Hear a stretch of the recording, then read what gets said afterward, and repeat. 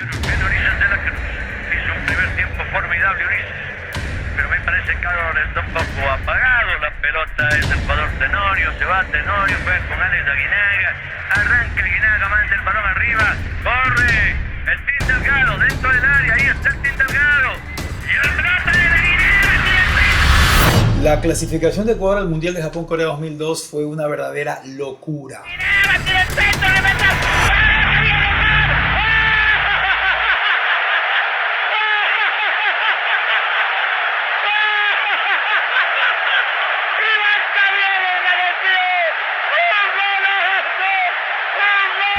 No lo podíamos creer, creíamos que estábamos soñando, no concebíamos saber o entender que habíamos conseguido la gloria, que habíamos cambiado la historia.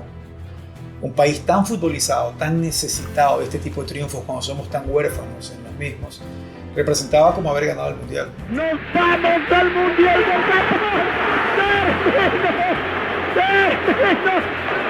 ¡Jugadores del Mundial de Fútbol! Señoras y señores, ha habido que esperar toda la vida para que se cristalice este sueño. Estamos en el Mundial de Fútbol. Mucha gente valora más clasificar al Mundial que ganar torneos. Yo hace poco hice una encuesta si prefieren llegar al Mundial o ganar la Copa América, y la gente prefiere llegar al Mundial por lo que representa como fiesta y como evento.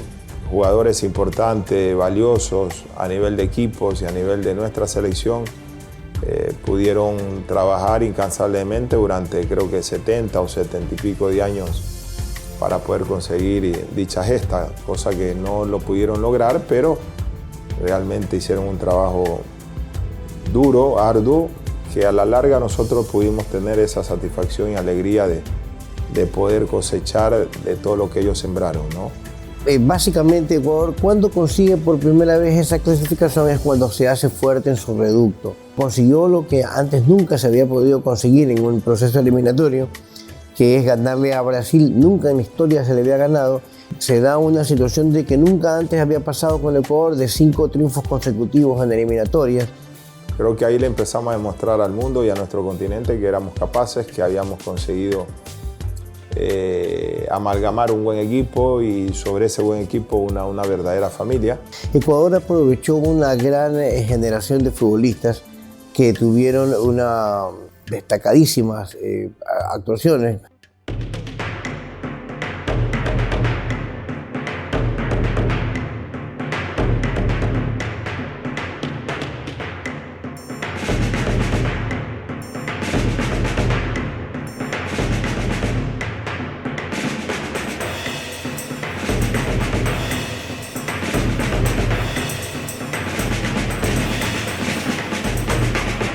Y esa camada fue la que realmente marcó la historia y que rompió con ese maleficio y esos malos resultados para que hoy por hoy el país sea reconocido no solo a nivel de nuestro continente, sino a nivel del resto del mundo, ¿no?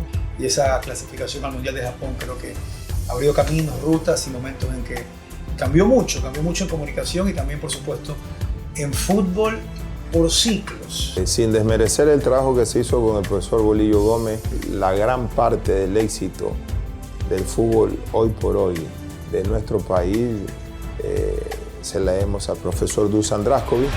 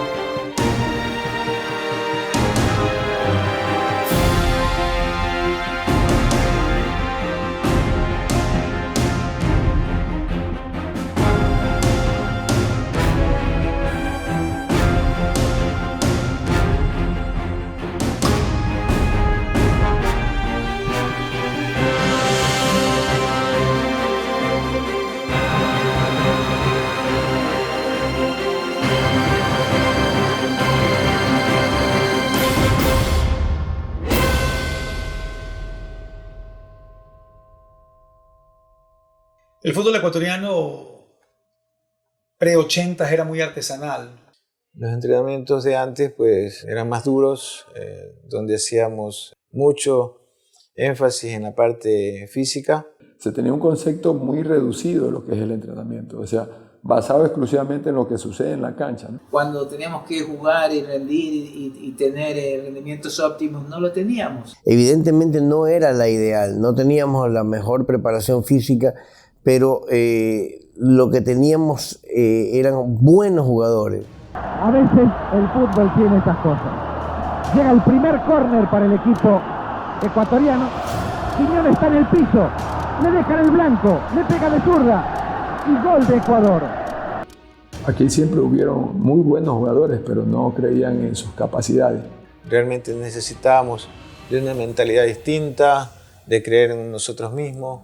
El trabajo de formativas era muy básico, era muy precario por las canchas donde entrenaban y por los métodos de entrenamiento que tenían, con futbolistas que muchas veces llegaban a los 16 años o 17 a empezar a formarse.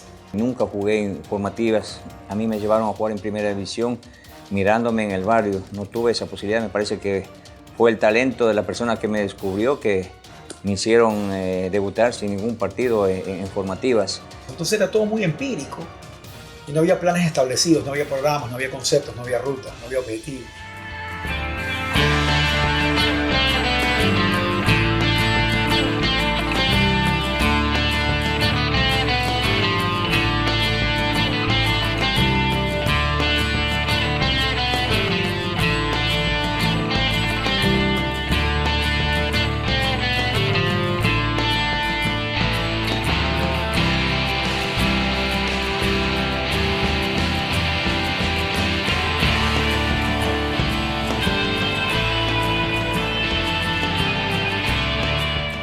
Cuando ya se acercaban las finales del campeonato juvenil en Chile, fue a visitarme el técnico, el secretario de la Federación Yugoslavia, Dusan Maravic. Fue a visitarme y me dice, mire señor, yo quiero que nos ayude. El Estrella Roja, que es el equipo campeón de Yugoslavia, está por disputar las finales del campeonato de la UEFA. Y nosotros tenemos en la selección juvenil 8 jugadores de la selección del equipo yugoslavio. Entonces se los quieren llevar para disputar las finales con su equipo completo.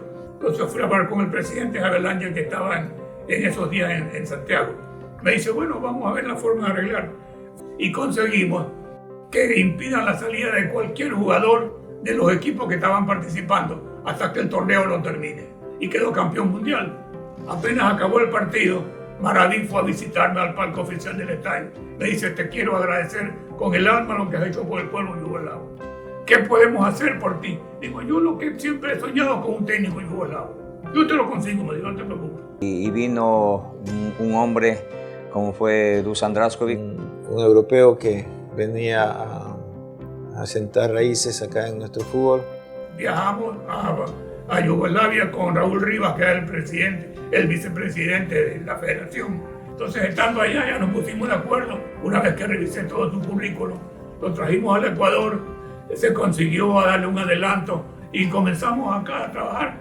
Cuando llegó Dusan no era muy conocido acá en el país. Se hablaba de un director técnico, se lo reconocía como yugoslavo en esa época. Muchos pensaron que él era solamente ligado al aspecto físico. Yo llegué y después solo un día vi primer partido en Ecuador, en Milagro, entre dos equipos fuertísimos que era Filambanco y Nacional, donde solo un jugador extranjero jugaba, y siguiente día, domingo, vi 3 partidos, 6 equipos. De una dije, me gustaron más jugadores nacionales que extranjeros que Ecuador tenía en este momento. Al lado de él tenía grandes profesionales, el caso de mi amigo Dufer Alman, a quien lo quiero, lo aprecio muchísimo.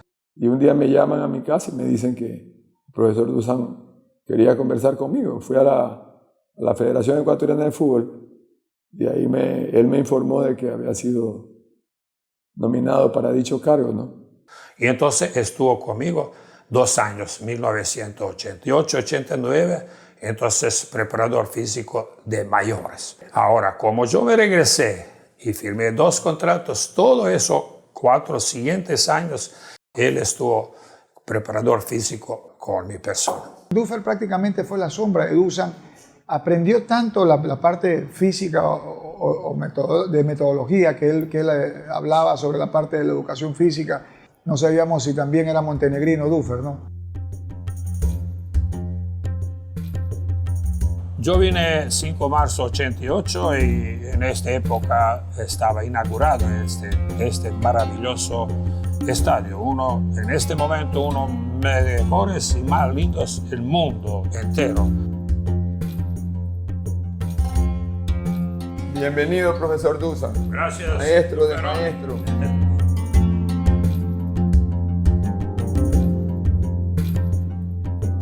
Desde el primer momento, cuando yo llegué, vi que se trabaja al revés, porque se mucho trabaja buscando resistencia aeróbica.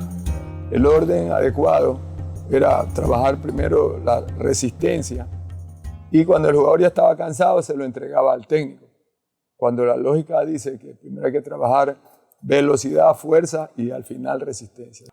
Intentando ganar eso pierdes velocidad, potencia, me explico, de jugadores. Un jugador de fútbol en su proceso de formación tiene que pasar por las diferentes etapas de desarrollo motor. Una etapa de adaptación, una etapa de enseñanza-aprendizaje, una etapa de perfeccionamiento y después viene la etapa de entrenamiento y competencia. Es decir, que si él ha cumplido con esas etapas, cuando llega a la etapa de entrenamiento y competencia tiene que hacerse el trabajo en un 80% con balón. El objetivo es trabajar la parte física, técnica, táctica y psicológica. Era una persona que venía con una pedagogía, con una metodología, con un funcionamiento diferente al tradicional que se trabajaba acá en el fútbol ecuatoriano. Entonces ahí comenzamos a trabajar, a hacer un plan a largo plazo como queríamos. Le compramos un carrito viejo que nunca me olvido, un Volkswagen, que se quedaba botado por todas partes y viajaba por todas las provincias del país buscando jugadores. Siempre teniendo entrenadores con nosotros ecuatorianos exjugadores. Y nos fuimos con Dufer, me explico, en Loja, después Cuenca, después así. A veces por un amigo que te decía que en tal pueblo hay un jugador, íbamos a buscarle, íbamos a ver, hacíamos pruebas. De ahí trajo jugadores de Esmeralda, de Loja, de Manabí, de todas partes, de todos los sitios a donde veía un jugador que tenía condiciones para formar. Dusan era un tipo que tenía sus cuartos de hora, ¿no? Íbamos en el carro, en el bus y veía a veces un par, bueno, ahora hay que hablar bien, un par de afrodescendientes, un par de negritos, tocando ahí, para chofer, para, mira, jugador, deportista, esto.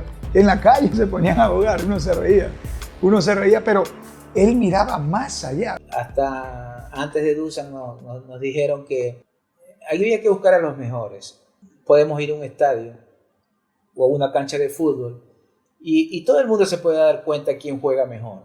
Pero eso no significa que esos que juegan mejor van a ser los cracks del futuro. Él se dio cuenta del biotipo que tenía el ecuatoriano y toda la deficiencia que había en formación. Y lo que trató de hacer en poco tiempo fue formar ese biotipo, prepararlo físicamente y lo mejor que pudo tácticamente para juntarlo en la cancha y empezó a obtener ciertos resultados. Y empieza a trabajar con nuevos métodos con los jugadores, con nuevos sistemas, con nuevas fórmulas de entrenamiento que no conocían. Realmente yo nunca lo había trabajado, como el tema de la pliometría, el salto de cajones. Los trabajos pliométricos son aquellos donde hay una contracción concéntrica, excéntrica, donde el músculo se estira y también se recoge, pero al mismo tiempo también complementándolos con el balón, o sea, hacer acciones de juego y después regresar a hacer los trabajos pliométricos en 6 cajones. Donde mejoras con Dufer, digo bien, velocidad, cambio, ritmo, potencia, shoot, salto. Mete así, salta con mano normal, naturalmente, como cuando juegas.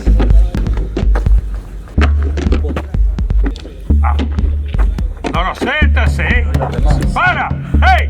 En el fútbol moderno es la mejor forma de trabajar la parte que concierne a la explosividad del jugador.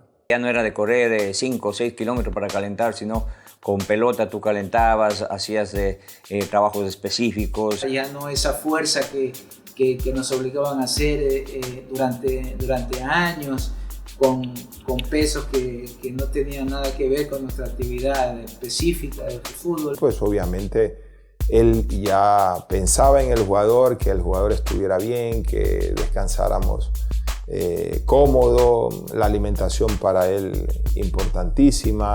Y los implementos normalmente eran balones, soga, escalera, o sea, utilizábamos una serie de cajones, ¿no?, para poder desarrollar todo el trabajo que era la planificación que teníamos nosotros. Teníamos platillos, conos, exactamente. Y el objetivo fundamental era que los jugadores tengan muchos contactos con el balón y que siempre toda jugada, todo drible termine con definición, para que los jugadores mejoren el sentido de juego. Y de esa manera no solamente se puedan beneficiar en la parte física, sino también en la parte técnica, en la parte táctica y por ende en el aspecto psicológico.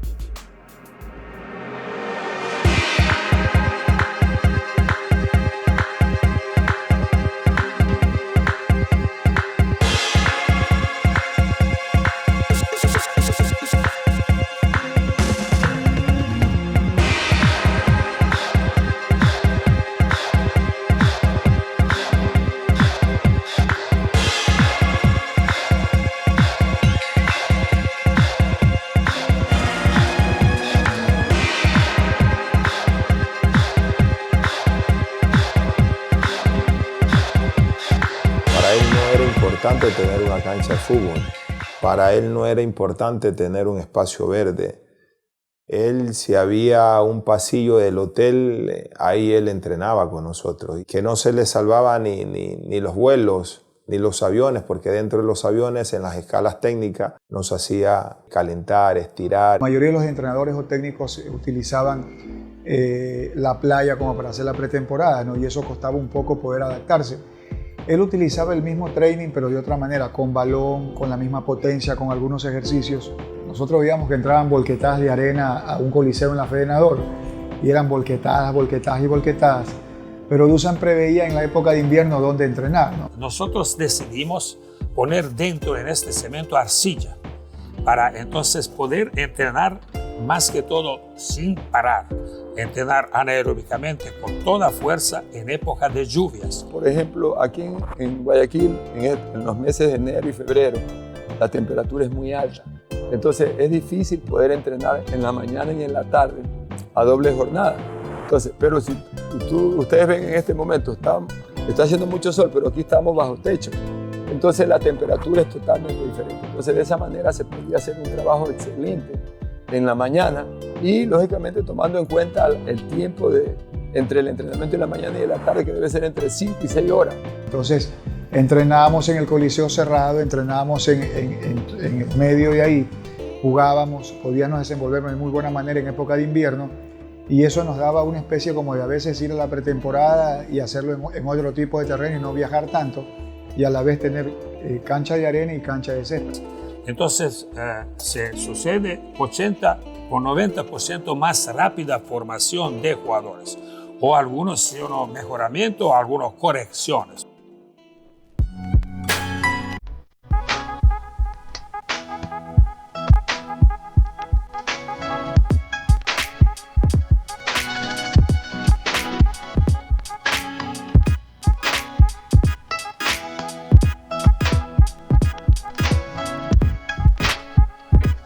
Lo de que haya sido solamente la parte física determinante, no. Hay que jugar bien y encontrar buenos jugadores para los planteamientos que quieran los técnicos. ¿Hay dudas en Dusan Drašković para la formación?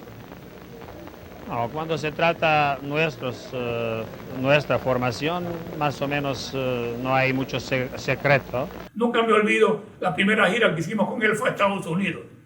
Entonces estaba entrenando Drašković allí abajo con el equipo para el partido el día siguiente. Y estaban los fotógrafos, los camarógrafos filmaron todo. Y le mando a decir con el miembro que me acompañaba, le digo, dile que no enseñe las tácticas que va a poner mañana. Entonces dígale que mañana juego diferente, que no se preocupe. El profesor seleccionó correctamente los jugadores. Al comienzo no le daba una explicación a los periodistas, pero seleccionó buscando siempre una de las condiciones más importantes que hay en el fútbol moderno, la velocidad. Con el trabajo que tú hacías en el día a día, él iba definiendo los momentos, iba definiendo los jugadores que iban a actuar. Y para no confundir jugadores, nosotros también decimos, jugamos 4-4-2. Solo diferencia, para ahora que nos escucha entender, 4 zagueros y un jugador cabeza de área que podría jugar si es necesario central. Tiene que tener esa condición. Y adelante de él 3 mediocampistas polifuncionales y 2 delanteros. Eso es también 4, 1, 3, 2, pero eso 1 y 3 son mediocampistas, ¿no? Entonces, jugando así y poniendo todos los jugadores atrás rápido, ¿me explico? Podemos jugar corto. ¿Qué quiere? De distancia entre línea defensa y delantero es más corto, en salida y en regreso. Y en este caso, en carril central siempre teníamos con arquero 9 jugadores, fuera solo 2 marcadores. Y entonces, en salida, este sistema así cuando se pone 4-4-2 en esta forma, pone este 5, ese después 3 segundos se forma 3-5-2. Porque sale, si uno 2 zagueros 15 metros, en línea donde está este 5, el centro son 3 zagueros. ¿Sí o no? Porque él es igual como zaguero, este 5 y 2 zagueros son 3. ¿Ellos necesitan ahora marcadores en su línea? No, suben. Marcadores puede salir 30 y en medio cancha se forma mediocampista exterior derecha, interior derecha, central interior izquierda y exterior izquierda. 5 y adelante 2 delanteros rapidísimo, Avilés y Eduardo Hurtado.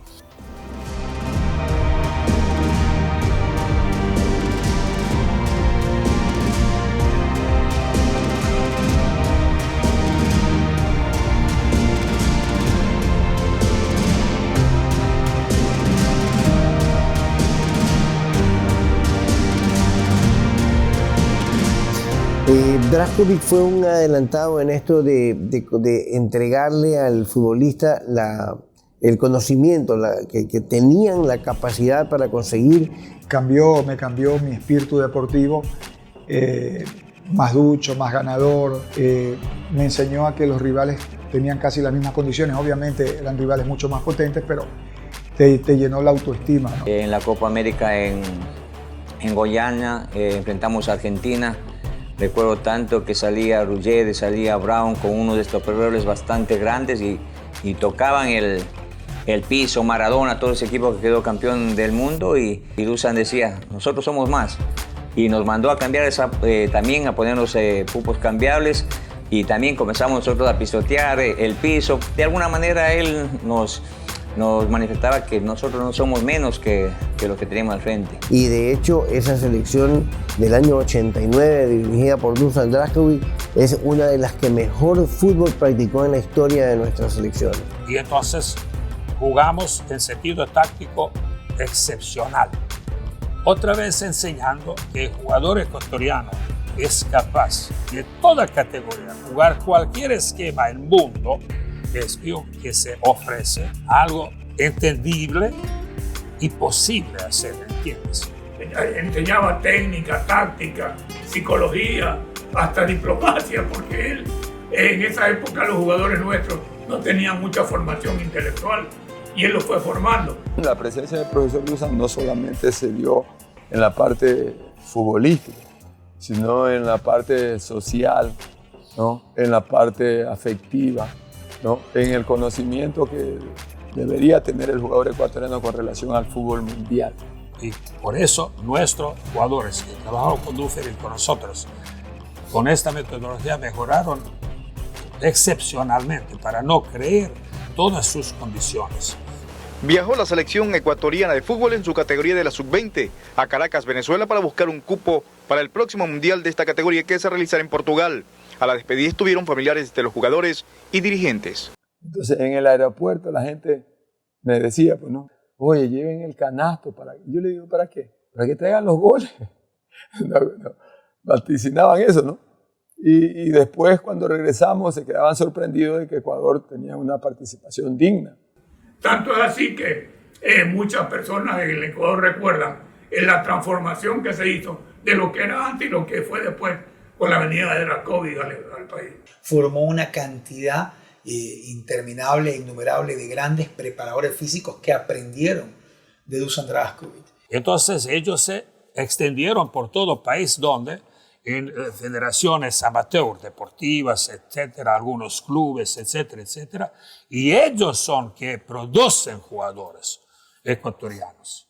Desde este momento hasta hoy, la fecha. Todos estos éxitos que han venido después de eso, pues, tienen relación con ese momento, ¿no? Con la llegada de Dusan al fútbol ecuatoriano.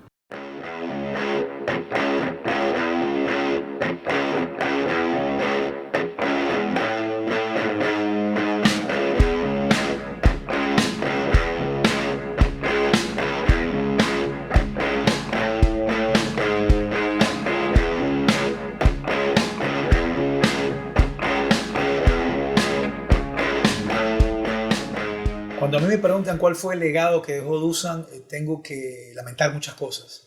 Porque ese legado duró un poco tiempo y después murió. Porque se pensó que ya todo abajo estaba formado. Dusan después de eso pues dejó una cantidad de informes donde decía que el fútbol no puede avanzar de ningún país si no tiene competencias en divisiones menores. Ustedes habrán escuchado de Lionel Messi, cómo empezó Lionel. Fue formándose como tiene que formarse toda estrella, toda gloria, todo gran jugador. Hay grandes talentos, grandes jugadores que lastimosamente no tienen ese respaldo, no tienen ese recurso de su gobierno seccional para poder desarrollar lo que ellos tienen. Se han dividido mucho las facetas y los roles en la formación de fútbol. Y la federación, que debería ser el ente organizador de todo esto aquí y mantener una buena diagramación o plan, creo que ha fracasado últimamente. El tema es que eso no es una responsabilidad de la Federación Ecuatoriana de Fútbol y por ende de la Selección Ecuatoriana de Fútbol. Las divisiones menores, las formativas, como también se las llama, son responsabilidad de los clubes y son indispensables no solamente para el club, sino también para todas las selecciones de las distintas categorías. Hay algo más de fondo en nuestro fútbol, que es una falta de organización. Si vemos acá en nuestro país, no tenemos una infraestructura para poder decir, bueno, vamos a preparar a estos niños. No hay el lugar necesario para poderlo desarrollar. Los pocos escenarios que hay acá te cobran o no te lo prestan. Me parece que eso es algo que ha perjudicado en el proceso, en el cambio generacional que estamos viviendo. Llegan generaciones espontáneas, maravillosas, como la de la sub-20. ¿Pero por qué llegaron? ¿Porque hubo un proceso de formación? Sí, tal vez algo. Pero debería ser más organizado, más masivo y tomando en cuenta que hay o se vive un momento de locura por el fútbol.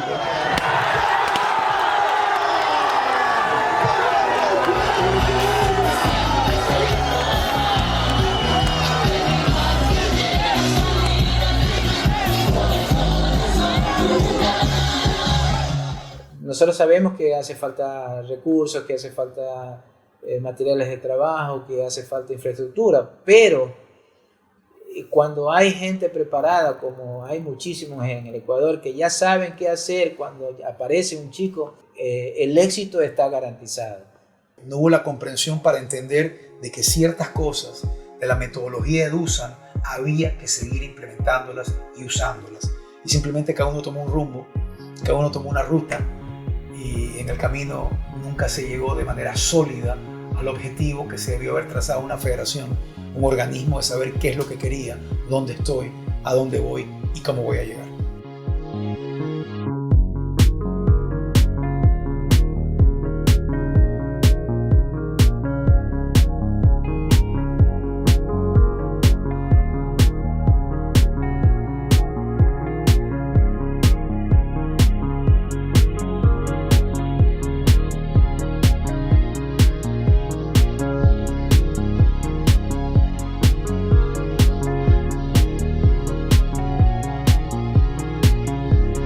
Si bien no fue un técnico de esos que son tan estratégicos, pero era un entrenador y director técnico. Muchos son solamente seleccionadores o alineadores, como dicen algunos, pero Dusan tenía el rol completo y era un adelantado en algunos conceptos. Hasta ahora, a pesar de la edad que tiene, es un hombre lúcido y donde tú lo ves, te puede seguir hablando fútbol de los diferentes sistemas y no se cansa. Yo creo que a pesar de que fue muy cuestionado en algunas oportunidades, Yo creo que Dusan Drašković tiene un lugar especial en el fútbol ecuatoriano en lo que se refiere a las performances de la selección nacional de fútbol.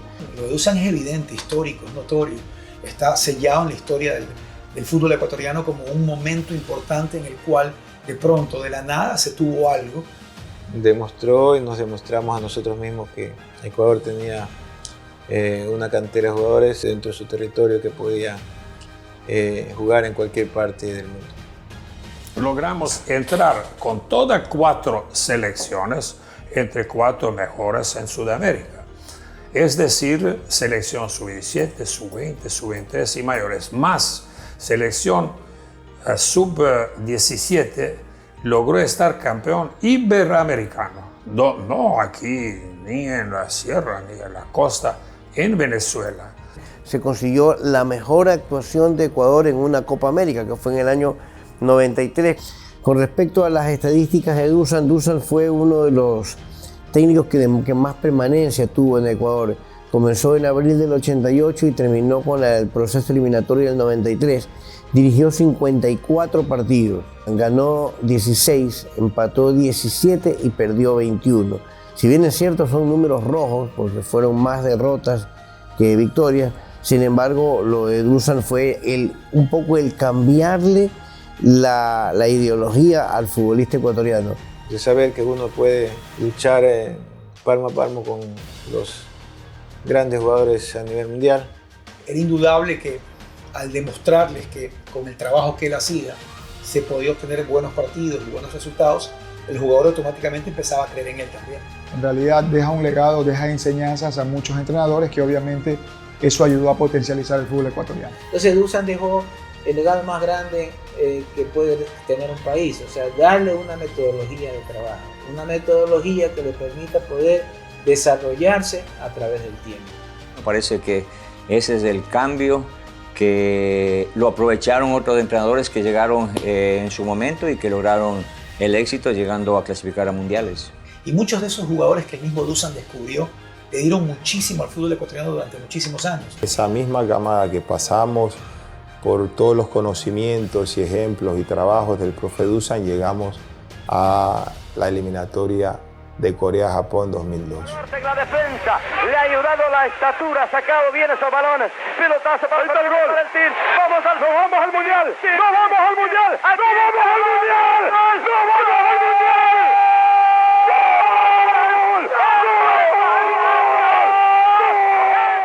Ahora es más fácil poder ingresar en la tecnología y en YouTube, y uno se da cuenta que lo que se está utilizando a nivel mundial es el método integral globalizado. Él trajo una mentalidad que se ha proyectado al futuro y va para largo, ¿no? De manera que yo creo que ese es el cambio más significativo que ha tenido el fútbol ecuatoriano en los últimos 30 años. Ecuador, mi Ecuador, tricolor de mi corazón. Estamos contigo, contigo sí se puede. Si se pudo, sí se puede. Y siempre se podrá. Derribar fronteras, salir a ganar, con el corazón jugar. Si se pudo, sí se puede. Y siempre se podrá. Ponerle ganas y calidad, cada punto disputar. Ecuador, mi selección, tienes alma de campeón.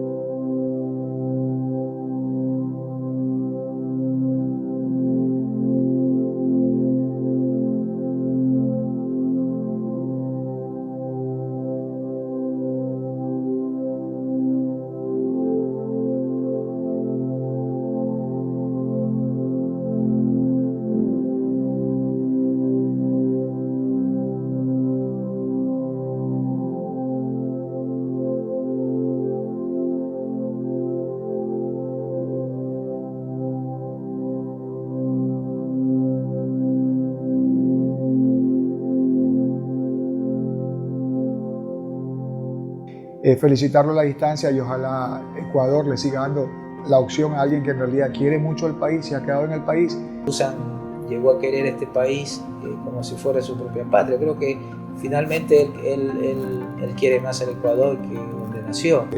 Realmente como país hemos sido bastante ingratos con una persona que nos enseñó a trabajar de una manera diferente, que nos enseñó a conseguir la gloria, que nos enseñó a que sí podíamos. Seguramente con el paso del tiempo se lo va a reconocer más, porque sí, evidentemente pasan las cosas, pero ya tiene los reconocimientos de uno de los grandes del fútbol ecuatoriano. Creo que todo lo que se le ha podido hacer al profesor Dusan es poco para lo que él se merece, y yo del profe Dusan pues debería sentirme tranquilo, contento, satisfecho con todo lo que le ha entregado y la cantidad de jugadores de buena calidad y personas que él pudo tener a su mando.